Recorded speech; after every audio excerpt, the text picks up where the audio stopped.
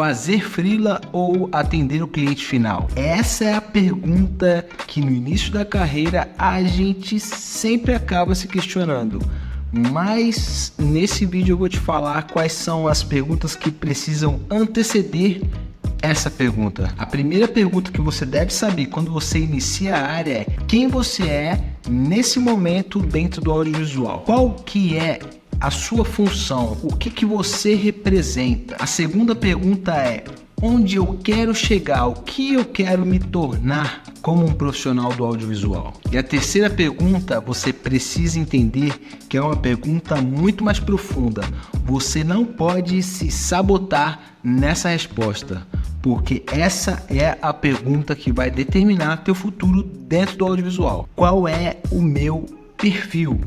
Eu sou empreendedor ou eu sou prestador de serviço? Por que eu falo isso? Uma coisa é você prestar serviço, outra coisa é você atender o cliente final. Uma coisa é você pensar como uma pessoa que trabalha com audiovisual, por exemplo, ser um diretor de fotografia ou até mesmo ser um videomaker. Outra coisa é você começar a pensar e ter o perfil de empreendedor. O empreendedor, muitas vezes, ele faz a parte muito mais administrativa, burocrática, do que faz a mão na massa, independente de qual seja a sua área de atuação.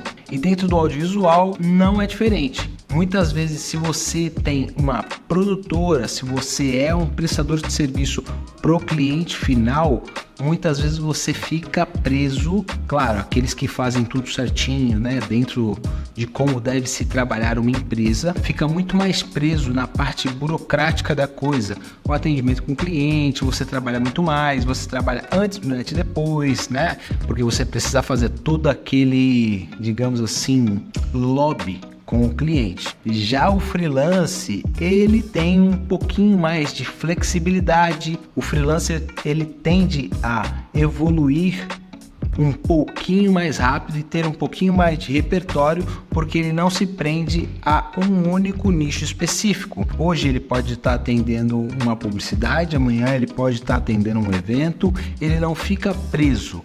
E isso daí é posicionamento de mercado. Os dois caminhos são rentáveis dentro do audiovisual, desde que você seja um bom profissional e desde que você entenda qual que é o teu posicionamento dentro daquele mercado. Ser empreendedor no Brasil é muito difícil, é uma tarefa que eu não recomendo para ninguém.